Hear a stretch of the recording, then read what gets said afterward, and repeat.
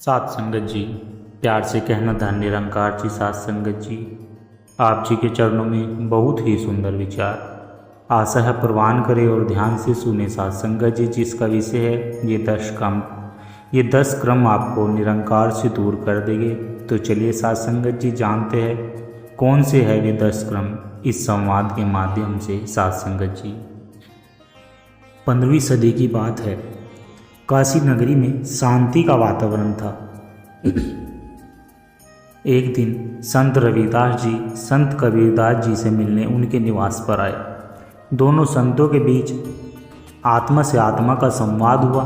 रविदास जी ने जिज्ञासा से पूछा कि हे कबीर, जब हम उस निरंकार परमात्मा इस ईश्वर को जान लेते हैं, ब्रह्मज्ञान का अनुभव कर लेते हैं, तो भी कुछ लोग उस परमात्मा से दूर क्यों हो जाते हैं?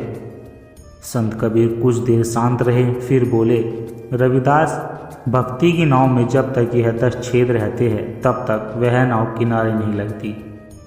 मनुष्य जीवन में कुछ ऐसी भूलें हैं, कुछ ऐसे कर्म जो व्यक्ति को धीरे धीरे इस ईश्वर से दूर ले जाते हैं। चाहे उसने ब्रह्म ज्ञान पाया हो या परमात्मा को जान लिया हो, यह 10 क्रम भीतर ही भीतर भक्ति को खोखला कर देते हैं।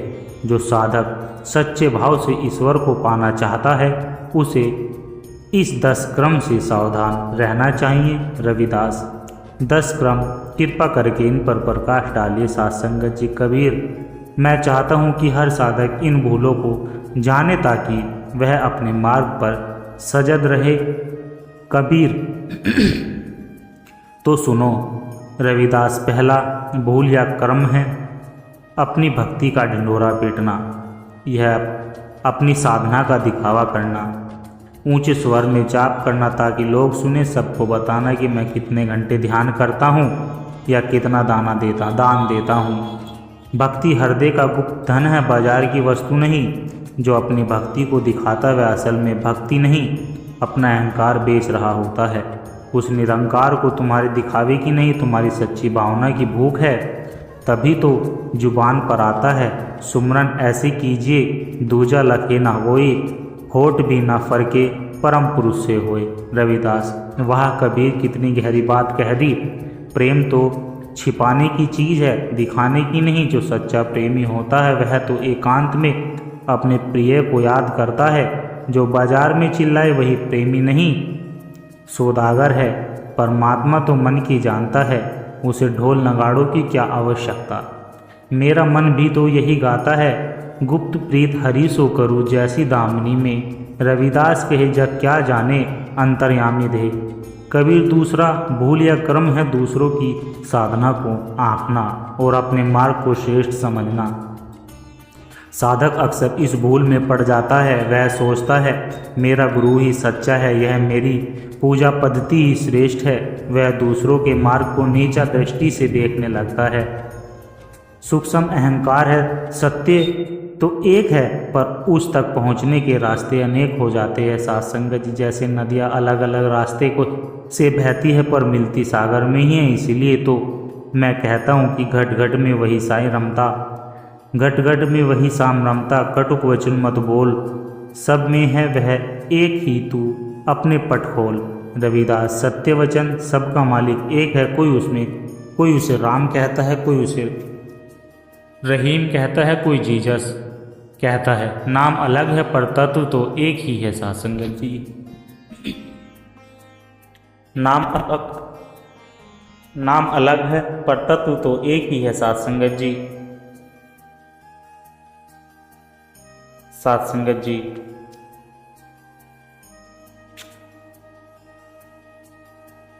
जो दूसरों के मार्ग का सम्मान नहीं कर सकता वह अपने मार्ग पर भी सच्चा नहीं है। सात संगत जी, सच्ची भक्ति तो हृदय को विशाल बनाती है, संकीर्ण नहीं। तभी तो यह दास कहता है कि रविदास, हमारो राम जो सकल रहो भरपूर, कोई पूजे मूरत में कोई समझे नूर। कबीर, तीसरा भूल या कर्म है सिद्धियों और चमत्कारों के पीछे भागना। कई साधक निरंकार को पाने के लिए नहीं बल्कि सीढ़ियाँ पाने के लिए साधना करते हैं। किसी का भविष्य बताने की शक्ति, हवा में उड़ाने की शक्ति या बीमार को ठीक करने की शक्ति है। बहुत बड़ा भटकाव है, यह सिद्धियाँ सोने की जंजीरें है जो साधक को मुक्त करने की बजाय और भी मजबूत से संसार से बांध देती है और अहंकार को बढ़ाती है। यह सब तो माया का खेल है। इसलिए तो कहता हूँ, रिद्धि सिद्धि मांगो नहीं, मांगो तुम सो एक, दर्शन देहु कबीर को बस यही मोहिन टेक। साथ संगत जी, रविदास बिल्कुल सही। मंजिल तो एक है, मालिक से मिलना। रास्ते की सुंदर पत्थर इकट्ठा करना नहीं। जो चमत्कारों में उलझ गया वह परम सत्य से भटक गया। सच्चा चमत्कार तो यह है कि मन संसार से हटकर राम में लग जाए। इससे बड़ा कोई चमत्कार नहीं। मेरा मन भी यही मानता है कि सिद्धि बुद्धि सब जाल है, मन को लेत फसाए। रविदास कहे, मन राम में तो सब सिद्धि मिल जाए। सात्संगत जी कबीर कहते हैं, चौथा क्रम है साधना को कल पर टालना। यह आलस्य का सबसे खतरनाक रूप है। आज मन नहीं है, कल से नाम जपो, अभी बहुत काम है, बुढ़ापे में भक्ति करूँगा। यह कल कभी नहीं आता। रविदास, यह श्वास जो अभी चल रही है बस यही तुम्हारी संपत्ति है। असली श्वास आएगी या नहीं कौन जाने। निरंकार का मार्ग तो अभी और यही का मार्ग है। इसलिए तो संसार को चेताया है, काल करे सो आज कर, आज करे सो अब, पल में पड़ले होएगी, बहरी करेगा कब। रविदास, सत्य है कबीर, सत्य है। यह मनुष्य का शरीर एक नाव की तरह है जो भवसागर को पार करने के लिए मिला है। इसे आलस्य के किनारे पर खड़ा रखना मूर्खता है। पर हर पल कीमती है। जो आज को गंवाता है वह अपने मोक्ष को गंवाता है। यह नर्तन अनमोल है। इसलिए मन कहता है कि मानुष जन्म है अनमोल, श्वास श्वास में राम। रविदास, तहे सो चेत ले, नहीं तो हुए बदनाम। कबीर, पांचवा कर्म है अतीत के पापों का बोझ ढोते रहना। कई साधक अपने पुराने कर्मों की गलनी में ही डूबते रहते हैं। मैंने यह पाप किया था, मुझे ईश्वर कैसे स्वीकार करेंगे। वे क्षमा मांगने की बजाय अपराध बोझ में जीते हैं। यह भी एक अहंकार है कि मेरा पाप परमात्मा की कृपा से भी बड़ा है। जिस क्षण तुम सच्चे हृदय से निरंकार की ओर मुड़ते हो ना सात्संगत जी, वह तुम्हारे सारे पापों को ऐसे जला देता है जैसे अग्नि सूखी घास को जला देती है। इसलिए तो मैं कहता हूँ कि उसकी शरण में सब मैल धुल जाता है। पापी के घर ना बसे हरि बसे संत पास, जो पापी हरे भजे तो हरि ना छोड़े आस। रविदास, आंखें बंद करके चेहरे पर परम शांति। क्या खूब कहा कबीर, परमात्मा तो करुणा का सागर है। उसमें एक बूंद मैल की क्या बिसात जो अपने अतीत को पकड़कर बैठा है। वह वर्तमान में परमात्मा की कृपा को अनुभव नहीं कर सकता।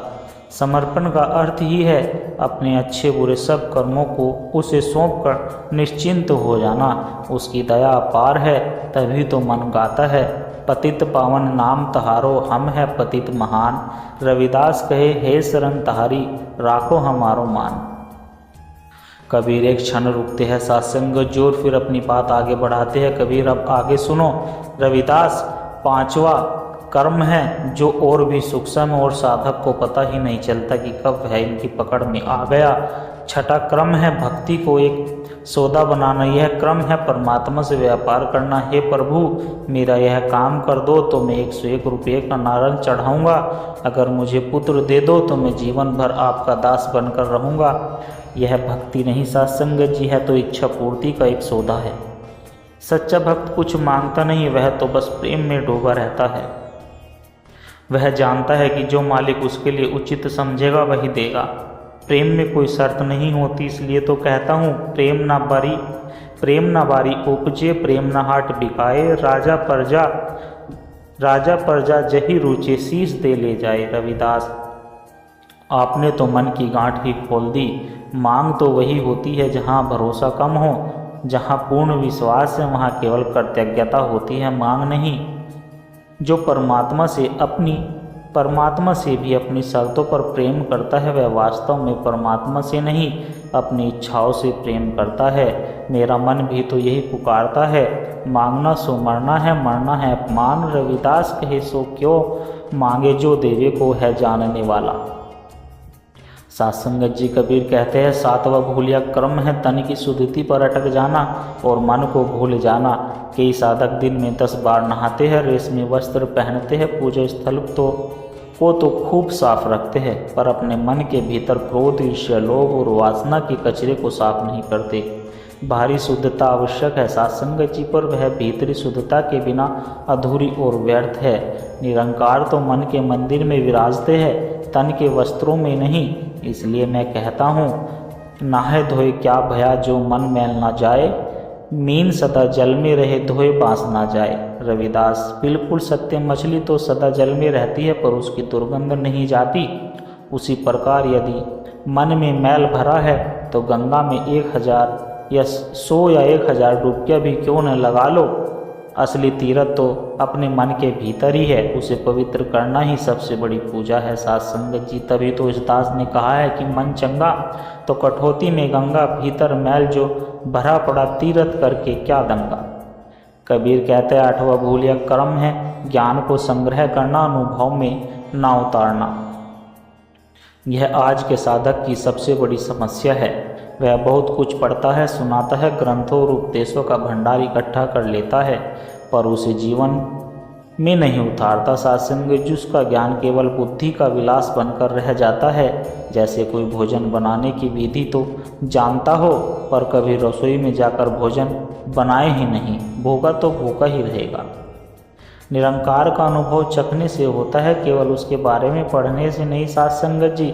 यही तो पोथियों का हाल है। इसलिए तो मैं कहता हूँ, पोथी पढ़ी पढ़ी जग मुआ, पंडित भया न कोई, 2.5 अक्षर प्रेम का पढ़े सो पंडित होए।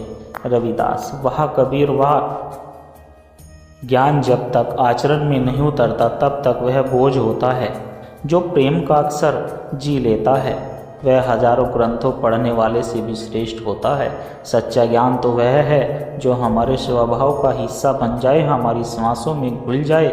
मेरा मन भी तो यही गाता है, कह रविदास, ज्ञान स्पष्ट होता जो मन में अभिमान, राम नाम की प्रीत बिना मिले नहीं भगवान। कबीर कहते हैं, 9वां भूल या कर्म है संसार से घृणा करना, उससे भागना। कई साधक यह भूल कर बैठते हैं कि परमात्मा को पाने के लिए घर, परिवार, समाज और कर्तव्यों को छोड़कर जंगल भागना होगा।